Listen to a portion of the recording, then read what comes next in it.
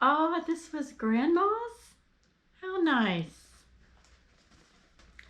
Oh, this was Grandpa's? What a sweet story. Oh, this was my aunt's, and she did what with it?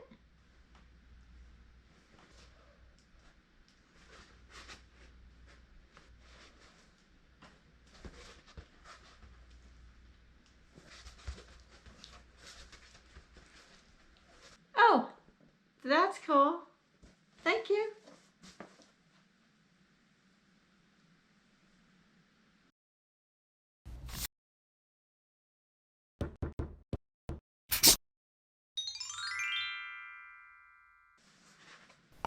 Hi, I'm Angel, and this is Done Imperfectly, the place where we battle perfection one project at a time, getting things done unperfectly.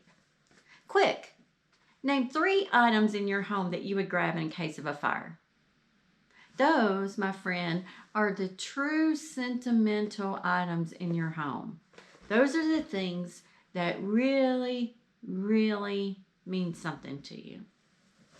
So I want to share a story with you.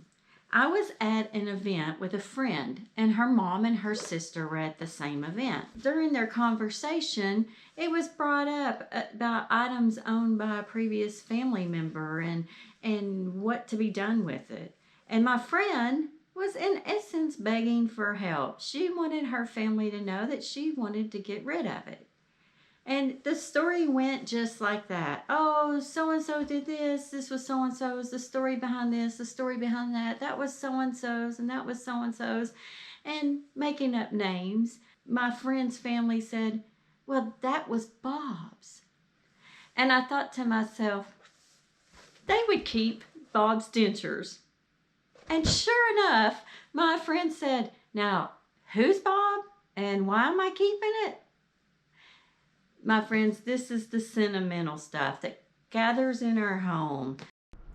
Some of this stuff could be related to a trip we took. This could be a brochure. We wanted to remember it forever, and it just piles and piles and piles. So when we get to the point of too much sentimental items to where we feel overwhelmed with all of this beside me, and this is just an example, and I can tell you just the thought of managing all of this is way, way, way too much. Now you add personal feelings to it and it makes it a million times worse. So what do I recommend? What I recommend is you find a piece of paper and a pen and you write down fire. And underneath the fire, you write down the 3 to 4 things that you want to be sure to grab in case of a fire. Now, in my particular list, I have pictures. I have a camera that has history from my grandfather. And I have some roses that my husband has given to me. They're forever roses. They're dipped in acrylic. That's it. They're dipped in acrylic. So those are the 3 things in a fire that I would grab beyond my family and my pets, of course. They're first. Everybody knows that. But these are the 3 items that I would grab in case of a fire. First, we tackle the things that are not on this list that are sentimental. And we have to make some really, really tough decisions. Now, for me, I've never really struggled with this myself. But I have seen friends and family that just they're torn apart because getting rid of anything, much less the top 3, is very, very hard for them. But keep in mind, your space is limited. Do you think your later generations want all this? If you don't know who Uncle Bob is, they're not going to know. And why are we going to hand this down to them? So, my first recommendation, get rid of the dentures. If you don't know who this person is, it is time to get rid of it. Why are you keeping someone else's stuff? Now, I had a thought. Think about the spoons in your house. Do you really expect your children to keep your spoons and pass it down to 3, 4, 5 generations? I can pretty much guarantee most generations before us, like, I'm just going to eat off this spoon. I saw a post on Facebook one day, and this lady was talking about how she had inherited some true valuable silverware, and she was begging for the group to give her support to give it away. But everybody's like, no, you can't get rid of that. Yes, yes, you can. And the way I recommend doing it is first, get rid of Bob's dentures. Now, this is going to be extremely hard. If someone gave it to you and they're insisting that you keep it, you may want to say, look, you're going to have to take this back. I don't have space for Bob's dentures. You're just going to have to take it back. If not, I'm going to have to donate it, or in the case of dentures, trash it. So, first, trash Bob's dentures if your family does not want them back.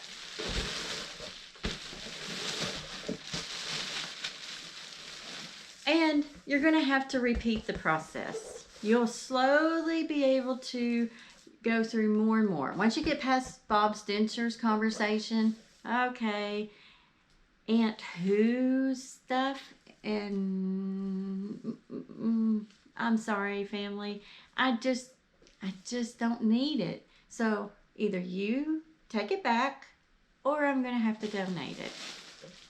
And harder conversations are going to have to occur. Keep in mind, your children and great-grandchildren are not going to remember or even know who these people are. What if there is something cool that you want to give them from you? You're taking up space of something that is not something that you would risk your life for in a fire. Next, we're going to get into the items that are not Bob's dentures. You have no idea who Bob is, but it is somebody that you know and you love, and letting go of it is so hard because it really does mean something to you. It's not just random sentimental clutter being handed down to you. So, in the case of that, let's just pretend that the spoon was actually leaving. Please note, if you are my children, this is your dad's favorite spoon, and it has a story, and you need to get that story from them.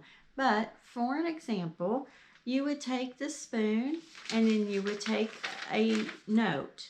Write the history of the spoon and the note, and take a picture of it and document it and keep it in a digital file archive somewhere of sentimental items that you don't really need the actual item, but it's a cool story and you want to remember it. Just archive it.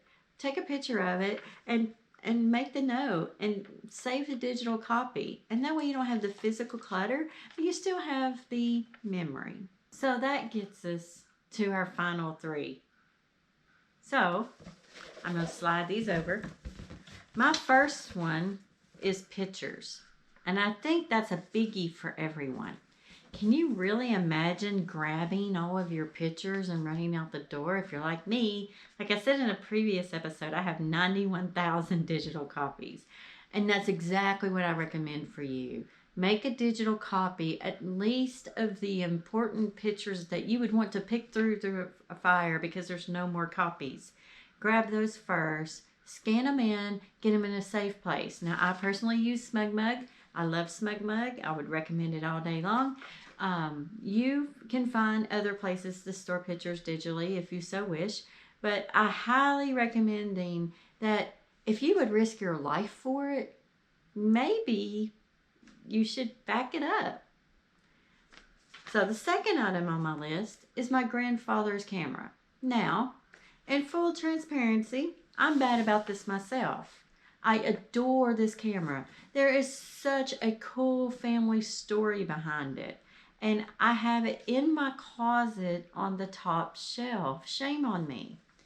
So, what I recommend you do is you get these valuable, true things and find a display case and exhibit. It should be treasured. It should be in your home, and put a story with it, That way, when future generations see this 1 or 2 items that you have that is just super cool to you, they know the story behind it. And it's not a random old camera that doesn't work anymore. So I recommend, and this is what I'm going to do, is I'm going to sit down with this camera and I am going to write out the story. It's a cool story between my grandmother and my grandfather. So, and future generations need to hear it. And maybe one day someone will be like, okay, the camera's got to go. But if I could get it in a display case, all nice and neat and set up with a story, they could take a picture of it and it could still be saved generations and generations digitally without taking up everyone's world. And then finally, my roses. My husband has given me acrylic roses over the years, and I have not documented that. So I'm going to take the time now to document this and display them the way they truly deserve. In all honesty, letting go of sentimental items, it's like stabbing yourself in the heart. And I hope this video helps you realize that it doesn't have to be so hurtful. You can throw away Bob's dentures. That one should be rather easy. And then document your other sentimental items that you do not intend to keep. You could purchase a digital photo frame and just have the digital photo frame rotate through your sentimental items and maybe add a picture of that person that the sentimental item is attached to and display it constantly in your home. And that way you don't have the physical sentimental item. You can let go of it, but you still have it with you. So I think with that, we can consider this project done perfectly. You have a wonderful day.